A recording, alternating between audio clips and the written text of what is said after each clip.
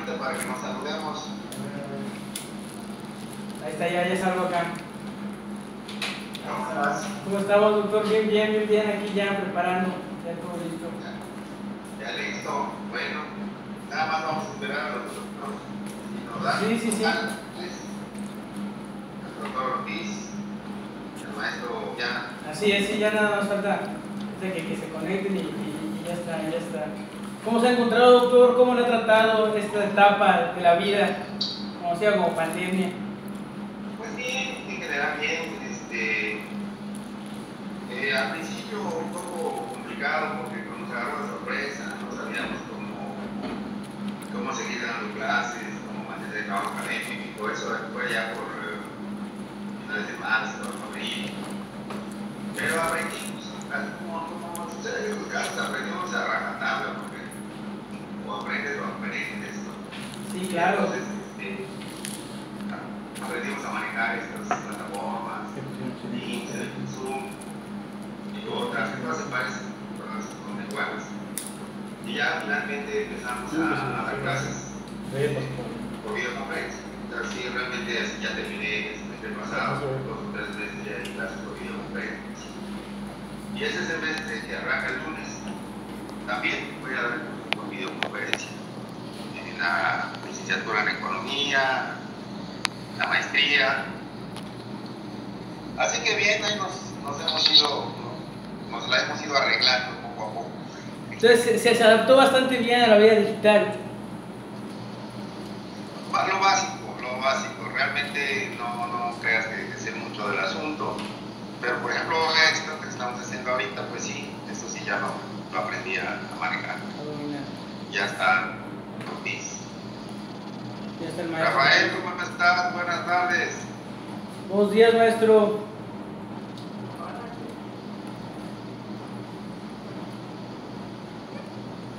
Maestro, buenos Rafael. días. Maestro Ortiz.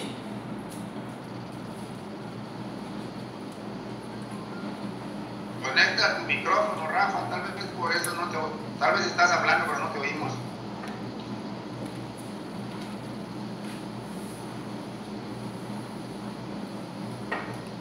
Maestro Ortiz, no se le oye. Vas a mandar preguntas.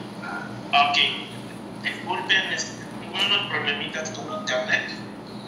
Entonces, pero bueno, ya estamos incorporados. Qué bueno, Miguel. Buenos días, maestro Diana, buenos días. Hola, Gabriel, buenos días. Doctor Canto, buenos días. Rafael, buenos días. Buenos días, Miguel. Solamente me falta Rafael, pero vuelve a salir. Parece que tiene algún detalle. Vamos a ver, participantes.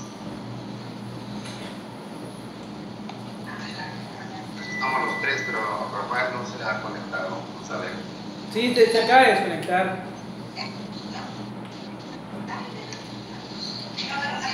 Además, en esta parte de la ciudad está muy inestable el internet.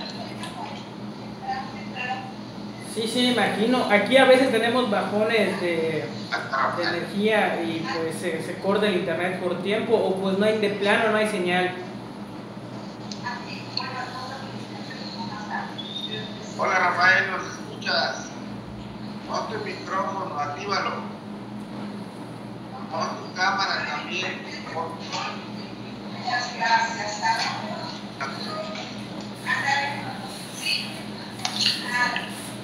Que está activado todo, pero no te oímos. Sí, aparece como que está conectado con micrófono. ¿Cómo tienes? ¿Tienes micrófono o tienes audífonos? Dice el profe por chat que no se escucha nada. Dice, yo sí los escucho y los veo, dice Rafa. A ver, pon tu cámara, Rafa, tampoco funciona.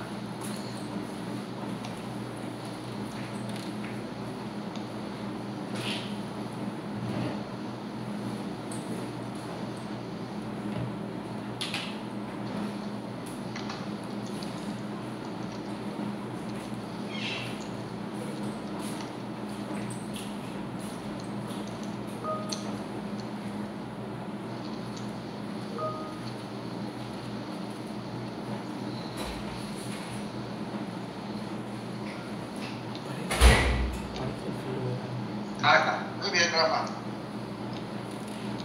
Miguel, ¿puedes poner tu cámara un momento? Sí. Recordado. Ya, muy bien.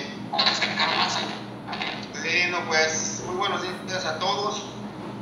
Vamos a... ¿Sabes qué? Tu cámara, gírala un poquito a la derecha, Rafa, para que se vea tu cara. Eso es así, mero. Esto es muy bien.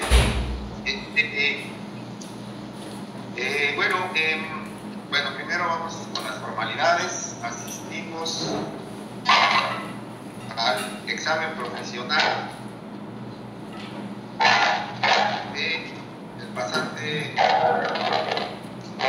Gabriel Alejandro Aguilar Orozco. Al final del año ya no serás pasante, ya serás licenciado, ¿verdad?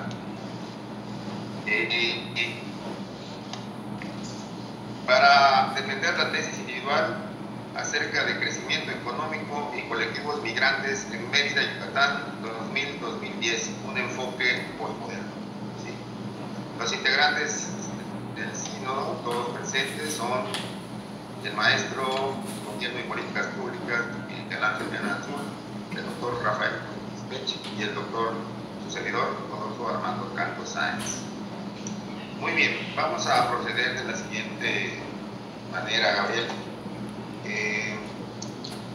Vamos a tener unos 30 minutos más o menos para hacer tu exposición. Te voy a pedir que tú dejes prendida tu cámara. Los miembros del sínodo las apagamos todas, así como los micrófonos, para no entrar interferencias. Pero tú sí, porque creo que es importante que te veamos, ¿no? Al término de la presentación, miembros del sínodo te haremos preguntas, comentarios que tú deberás resolver en lo particular. Después deberás desconectarte, aquí veremos que estés desconectado para que deliberemos. Y finalmente te avisaremos que te vuelvas a conectar, ¿sí? Para que te demos el resultado de la deliberación. Por cierto, Miguel, tú tienes el teléfono de Gabriel para volverse a llamar. Ah, perfectísimo. Sí, lo tengo conectado.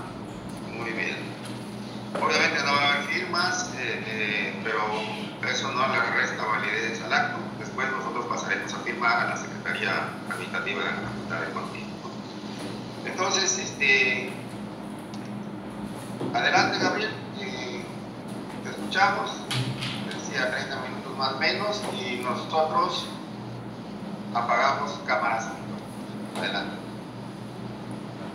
Ok, pues muy buenos días antes que nada a los doctores Rafael y al doctor Rodolfo y al maestro Diana por... No se te escucha, Gabriel. No se te escucha, creo que apagaste.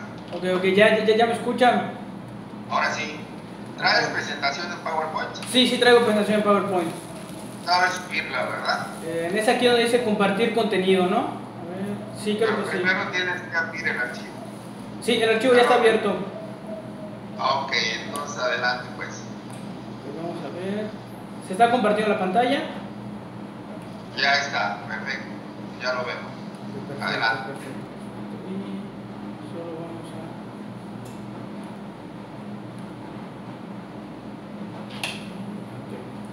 Ok. Pues muy buenos días a todos. Como comentaba hace rato, al doctor Rodolfo Canto, al doctor Rafael y al profe Viana por su participación y por todo su apoyo. La tesis se llama Crecimiento y Migración en Mérida, Yucatán 2000 a 2010 con un enfoque posmoderno. La presentación se encuentra dividida en el cuerpo de la investigación, que es el planteamiento de lo que se investigó. Posterior a ello vemos el marco teórico, la revisión teórica que se usó para realizar el análisis propiamente del hecho. Posterior a ello hablaremos de la metodología que usamos, cuáles fueron los indicadores, qué indicadores se crearon y cómo se comprobaron esas relaciones. Y posterior a ello vamos a ver la exposición de antecedentes y la exposición de resultados, en las que se habla brevemente del crecimiento de Mérida, tanto como sociedad como ciudad, y se enfoca finalmente hacia cómo ha crecido su migración, para luego contrarrestarlo con los resultados que obtuvimos por cada una de las hipótesis. Comenzamos con una frase y empezamos con el cuerpo de la investigación. El planteamiento del problema fue muy sencillo, a veces fue muy complicado de hecho problematizarlo, porque lo que se está haciendo es una revisión general del problema. La migración es un fenómeno social porque parte y surge de la sociedad. La migración hacia la capital yucateca se entiende como parte del crecimiento de un sector que en este caso hacemos referencia a un sector económico, producto de una necesidad económica específica, que es el sistema de creación y especulación de tierras, y nos explica a partir de las necesidades de la sociedad. Aquí estoy haciendo las dos diferencias entre la necesidad específica económica de un modo de producción contra el conjunto de una sociedad y lo que necesita esa sociedad para su próspero desarrollo. Son conceptos muy contrapuestos, porque bajo el modo de producción capitalista se tiene una forma específica de crecimiento que no cumple con las necesidades sociales. Por eso se habla del conjunto de la sociedad y de la necesidad específica. Seguimos con el planteamiento del problema. Cuando empezamos a plantear el problema y decir, bueno, ya que tenemos estos dos grupos identificados, ¿cuáles son los fenómenos sociales y económicos que se ven involucrados? ¿Qué representan los colectivos migrantes? ¿Qué representan estos flujos migrantes? Entendiéndolo como un fenómeno social. ¿Cómo se relaciona directamente con el crecimiento? ¿Cómo este fenómeno social de migración que se está dando en Mérida se desarrolla directamente con el crecimiento? ¿Y qué repercusiones sociales tiene este crecimiento y esta migración? Estas son las preguntas que se plantean en el planteamiento del problema, no que guían posteriormente la investigación. Tenemos dos pares de preguntas, porque estas se preguntan desde el planteamiento, para decir, bueno, hacia aquí se está yendo, ahorita vamos a ver qué hicimos. Lo que surge como principal problemática es la forma de crecimiento económico de la ciudad al relacionarse con la migración. Entonces el problema es, bueno, ya que sabemos que es un fenómeno social y que no podemos detener ni la migración ni los procesos sociales, ¿cómo este fenómeno social, este fenómeno que se está desarrollando, que es la migración, obtiene significación al momento de relacionar con la forma de crecimiento económico, con la forma de producción capitalista? Para ello, y para simplificar la investigación, se parte de las 4 preguntas de la investigación, que es: ¿en qué agente de la ciudad se concentran las mayores tasas de marginación? ¿En qué zonas de la ciudad se observa un mayor crecimiento económico? ¿Cuál es la relación entre el crecimiento y la migración? ¿Cómo afecta el tejido social de Mérida los colectivos migrantes? Una vez que se pudieron definir estas preguntas, pudimos formular las 3 hipótesis que es donde se desarrollan los resultados. En la primera hipótesis, en los AGEP de la ciudad de Mérida con grados de marginación menores se concentra la mayor cantidad de población migrante. Se observa un índice de crecimiento económico en el sector norte de la ciudad. 3. La forma de crecimiento de Mérida y Yucatán afecta de forma negativa al tejido social de la entidad. Entonces, vamos a ver cuáles fueron los objetivos. El objetivo general, lo que se intentó y lo que se hizo fue deconstruir el crecimiento económico de Mérida y su relación con los colectivos migrantes para generar un panorama económico-social que permita crear perspectivas desde otra óptica. La palabra de construir muchas veces se asocia con destruir. No, lo que hicimos fue dividir parte por parte cómo se da este crecimiento y parte por parte cómo se desarrollan esos colectivos migrantes, para poder observar desde un punto abstracto la forma en la que se empiezan a relacionar y luego poder aplicarlo directamente a la forma de sociedad de Mérida. Para ello tuvimos que generar unos objetivos particulares, como el de construir un marco de pensamiento lógico postmoderno. ¿Por qué? Porque tenemos que aprender a juzgar al fenómeno social desde las nuevas corrientes, desde el pensamiento que se está generando actualmente y el pensamiento que ha regido la época, hasta a partir de los 80 ha sido el pensamiento postmoderno. Más adelante se explicará qué es. Esto va a permitir la desarticularización, ya que una de las particularidades de la posmodernidad es esta forma de deconstruir. Posterior a esa deconstrucción, nosotros tenemos que contextualizar a Mérida, tenemos que saber, bueno, ¿y cómo se desarrolló aquí en Mérida este pensamiento posmoderno y cómo se desarrollaron sus relaciones sociales, para luego poder crear una imagen socioeconómica de Mérida, que ya tenemos una imagen a la que llegó a los 2000, una evaluación de la sociedad en los 2000 y en los 2010 para ver cómo se relacionaron, para posteriormente terminar con el análisis de la forma de crecer y las concentraciones geoespaciales, o sea, las poblaciones migrantes que se fueron desarrollando por las diferentes zonas de la ciudad. El marco teórico. Aquí tenemos la presentación del marco teórico. La línea roja está en función del tiempo. Entonces la línea roja que vemos progresivo que nos marca hacia el futuro es nuestro pensamiento posmoderno. Esto funciona así: la línea de pensamiento es posmoderna, lo que está encerrado es el modo de producción bajo este modo de producción capitalista, en esta línea temporal, por eso corta y por eso es el marco. Ahora, todo lo que se relaciona dentro del modo de producción capitalista encontramos a una serie de individuos y están seleccionando a uno. Esto es porque hace referencia directamente a la teoría lacaniana, a la teoría de, bueno, ya sabemos cuál es la base del pensamiento que en esta época, en este momento nos toca la posmodernidad y se cruza con que el modo de producción que no ha cambiado desde hace 150 años o más es el modo de producción capitalista. Bueno, bajo estos sistemas, Lacan nos dice que nuestra construcción de sujetos es parte de la individualidad para el reconocimiento de grupo. Entonces, esa es la explicación de por qué se hizo así el marco teórico. Entonces, usamos a la ciudad como un punto de partida para estas relaciones. Este conjunto de relaciones para identificarme como sujeto parte de la ciudad, que en este caso la ciudad que estamos estudiando es Mérida, Yucatán. Entonces, el marco teórico cumple esta función. En la parte de arriba, pensamiento, bajo un modo de producción capitalista, bajo una forma que analiza la psicología de este construir al sujeto para crear a los colectivos.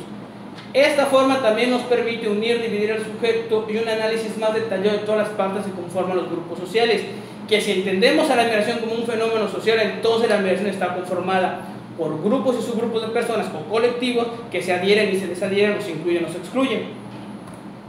Muy bien. Empezamos con el marco teórico. El marco teórico es posmodernidad.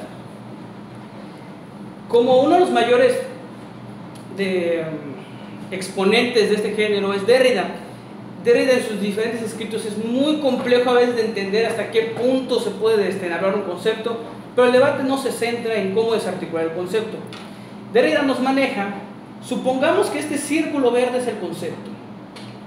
Todas las partes alícuotas que están divididas con azulitos son partes estructurales del mismo concepto, como lo vamos entendiendo, pero existe un núcleo que no puede ser movido, que es lo que da orientación y forma al concepto, que es lo que nos dice hacia dónde se parte. Bueno, en la posmodernidad, este concepto que nos dice desde dónde se parte, que no se había podido mover en los conceptos modernos, hasta hoy es por fin permutable. Lo podemos quitar y poner otra cosa, entonces el sentido del concepto cambia totalmente. Para entender este concepto es muy fácil referirnos directamente a los sistemas de pastiches, que es representaciones artísticas o representaciones con copias de varios autores. Si nos fijamos, por ejemplo, en la copia o en la cosa que tenemos de las meninas, tenemos a la Garnica por un lado, tenemos representaciones, tenemos aquí sistemas eclesiásticos, entonces representa una copia y una mezcla de diferentes tipos de pinturas puestas como si fueran las meninas, y es como dices, ok, entonces la posmodernidad permite esto, moverlo. Aquí tenemos otra pintura famosa, recreada por medio de un pastiche, y lo que le tapa la cara a Superman es una kriptonita, haciendo referencia a la cultura popular. Esto nos quiere decir que nosotros podemos agarrar ya casi cualquier concepto y llevarlo al límite sin casi ninguna preocupación. Esta forma de agarrar el concepto nos generó dos grandes dificultades, o nos generó dos procesos, no dificultades, porque es parte del entendimiento social.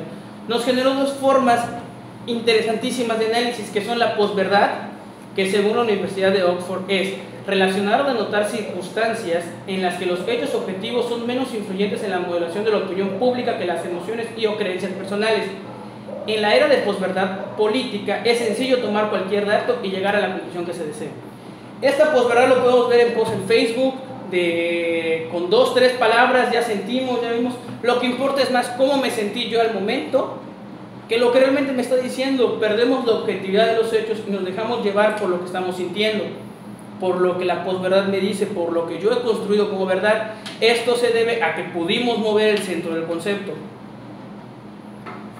Esta forma de generar el discurso hacia lo que yo siento y no hacia lo que estoy diciendo generó cambios en los discursos políticos. Y aquí nos maneja, dicha función puede ser usada para diversos fines, pues carece de objetividad. Entonces es concebible un discurso vacío lleno de júbilo. La pospolítica es el quiebre total del discurso. Se rompe lo que nos unía con el... Recordemos que es una comunicación, entonces el oyente simplemente desaparece y se vuelve mucho más retórico y nos volvemos otra vez a un sistema nada más de que no me interesa la política, no sé lo que dice, pero me siento cómodo, no me siento bien y lo odio. Bajo este sistema y esta forma de pensamiento es la que nos ocupamos en Mérida a partir de los 80s. Y entramos ahora a la época del capitalismo. Ya que entendimos que la posmodernidad nos permite mover y resemantizar conceptos a diestra y a siniestra, y que lo que importa es más cómo me hacen sentir que lo que realmente está sucediendo, concuerda perfectamente con el inicio de la posmodernidad y concuerda perfectamente con el tipo de modo de producción capitalista que tenemos, que ahorita iremos analizando. La posmodernidad, según Lipovetsky, empieza en los 80, muy similar, o sea, el periodo de los 60, 70 es un periodo de transición de las últimas luchas de género, de las últimas luchas reales, según ellos, y en los años 80, 70 y 80 empieza también la transición al neoliberalismo económico a nivel mundial. Por ello no es raro que México haya entrado en los 80. Entonces, si ya tenemos en cuenta esto, una breve enseñanza de cómo funciona el capitalismo, Zizek nos dice que el estado del capitalismo es la revolución permanente de sus propias condiciones de existencia. Desde el principio se pudre, está marcado por una contradicción mutiladora, por la discordia de una necesidad inmanente de equilibrio. Necesita encontrar el equilibrio. Claro que no el equilibrio entendido desde el sistema neoliberal, sino un equilibrio entendido desde un modo de producción o cambiando las bases de producción. Si no se cambian las bases de producción, la contradicción es permanente. Por algo, es muy fácil reducirlo a esto a una preposición lógica. A es verdadera si B es verdadera y viceversa. Se vuelve una condición de existencia. ¿Qué se está revalorizando? Muy bien, entendiendo que la posmodernidad lleva los límites, los conceptos, y entendiendo que empezamos en los 80s y que el capitalismo constantemente se está pudriendo y pudriendo y pudriendo y se renueva y se renueva y se renueva, ¿cómo podemos afirmar que el capitalismo se renueva y se renueva y se renueva y se está pudriendo constantemente? Desde 1860 no se ha resuelto el problema de la sustitución de mano obrera por maquinaria. Pero ya se nos olvidó, luego se nos olvidó que no todos los obreros tienen la seguridad social, pero ya estamos en otras discusiones, hoy estamos viendo diferentes cosas, no sé, virtualismo en el capitalismo y es la nueva modalidad. Entonces, nunca se resolvieron los problemas anteriores, simplemente cambió, mejoró porque ya no podía. Bueno, entonces, el liberalismo, el neoliberalismo, ¿qué cambió del liberalismo? El liberalismo se basa en el laissez-faire, en dejar hacer. Esto quiere decir que existe una explosión de que todos los compradores, todos los grandes capitalistas hagan lo que quieran, ya que la libre competencia del mercado le establece que pueden hacerlo. Y como hay una libre competencia, el Estado no debe intervenir. Imagínense esos principios del liberalismo llevados a la explosión demográfica, a lo que ha estado pasando en las ciudades. Tenemos cómo el capital se ha ido incrustando cada vez más. Entre otras de las cosas, el Estado debe deshacerse de sus empresas y por lo tanto debe venderla a los empresarios del país y del extranjero. Muy similar a lo que pasó con Carlos Salinas de Gortari. De hecho, si recordamos, había una secretaría de venta. ¿Por qué en México tiene una secretaría de venta? Bueno, porque hay que llevar al extremo, el Estado se tiene que limitar, ya no puede hacer nada, y que el buen empresario haga todo lo correcto por nosotros, para nuestro sistema esclavista. Los objetivos básicos de la economía política son el crecimiento, pero con equilibrio financiero y comercial. Esto quiere decir que solo estamos midiendo el crecimiento económico si la ley de los economistas de oferta y demanda se cumple y si el comercio exterior está desarrollándose plenamente. O sea, si les estamos quitando sus recursos intentos, si estamos matando el mercado interno, hay equilibrio financiero. Esos conceptos fueron llevados al extremo en las diferentes épocas. Y entre lo que vimos, por ejemplo, tenemos la competencia, que se sigue manejando y se sigue replanteando la competencia de los capitalistas como si realmente la competencia hiciera que las condiciones mejoran que 2 o 3 meses para luego irse en peor, para luego quebrar. En la tesis hay toda una discusión sobre competencia, sobre cómo los grandes capitalistas se comen a los pequeños capitalistas porque no pueden competir ni en precio ni en forma. Entonces, pero como nos dicen que nosotros no podemos ya proteger a las empresas locales y tenemos que venderlas, dejamos que se coman todo el mercado local. Bajo estas premisas que están siendo llevadas al extremo en el capitalismo, la reproducción es todo proceso social de producción, considerado en sus constantes vínculos y en el flujo ininterrumpido de su renovación. Es al mismo tiempo un proceso de reproducción. Este concepto lo puse porque si entendemos cómo se está produciendo, que es el modo de producción capitalista, y que se fue llevado al extremo los conceptos, y que estamos viendo una muerte del mercado interno, la reproducción de este sistema se da mediante el proceso de producción social. O sea, mediante la forma de producir capitalista, se va a seguir perpetuando esto y cada vez va en peor porque no cambiamos nuestra forma de producir. Un último concepto antes de que se puede tocar en cuanto a la teoría del capitalismo es la especulación. La especulación sobre terrenos, principalmente de las ciudades de rápido crecimiento, constituye una de las operaciones altamente lucrativas del capital financiero. Las rentas de terrenos a precios elevados de monopolio enriquece a los bancos y a los grandes terratenientes. El sistema de crédito hipotecario permite a los bancos privar de sus tierras a los pequeños y medianos granjeros y concentrarlas bajo su poder.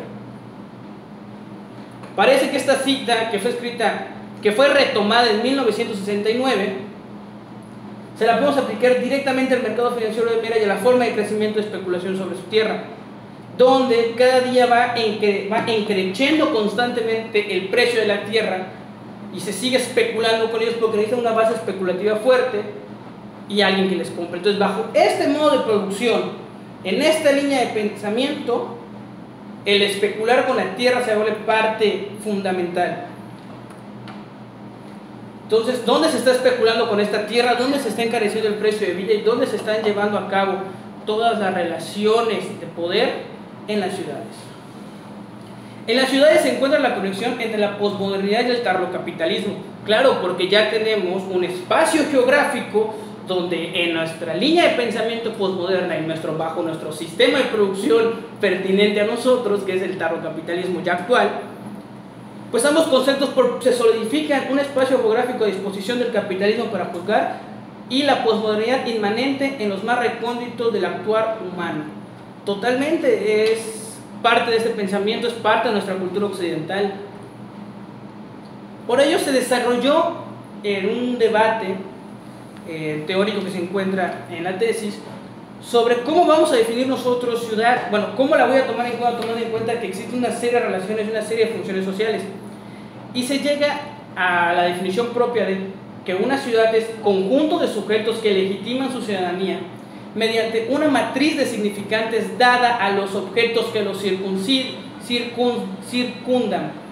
Casa y mamá, somos de la calle tal, etcétera, etcétera, etcétera. Comparten un sitio geográfico específico determinado de otros por la dominación hacia el ramo natural con la que crean su propio hábitat, en la que se incluye su sistema político e historia y arraigo, lleno de fusiones entre lo natural y la sociedad.